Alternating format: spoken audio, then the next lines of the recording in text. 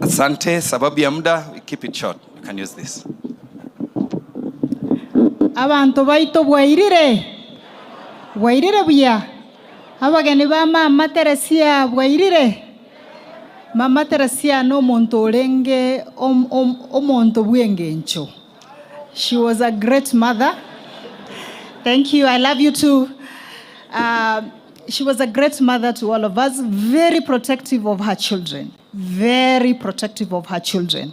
You know, Mama Teresia, she can start criticizing one of her kids, forget and join in. You'll be in trouble.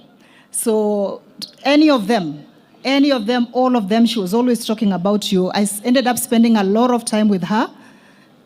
Don't ask me how, but I spent a lot of time with Mama because of a grandchild that spoke there and introduced himself as Baraka Zachary Joseph Akombe Onyonka. Mama was a great leader, and I want to challenge Abachokoro wa Mama Teresia.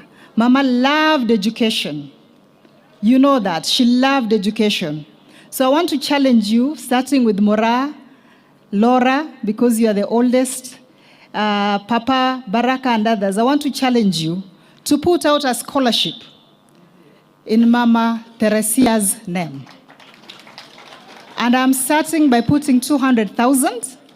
I am putting down 200,000, maybe US dollars. I'm putting down 200,000. And now that I've seen Sifuna is here, and Dwayne is here, and Chief Justice is here, Babu is here, we have also our Vice President, Kalonzo Musyoka. You can contribute to that so that tuendeleze elimu ya watoto. Sini vizuri tuendeleze elimu? So that is the legacy that we can leave behind of Mama. She was a great woman. She loved her community. She loved education. And she also really loved her country very passionately. And so when you see Senator Onyonka, just know that the apple doesn't fall far from where? The tree. Asanteni sana. Asante sana Kibagendi. Just one last one. A vote of thanks to Professor Kimori. Professor Kimori has been putting together the entire team in the United States that has led to all more than 10 people traveling here. We really want to express, mpigie makofi tafadhali.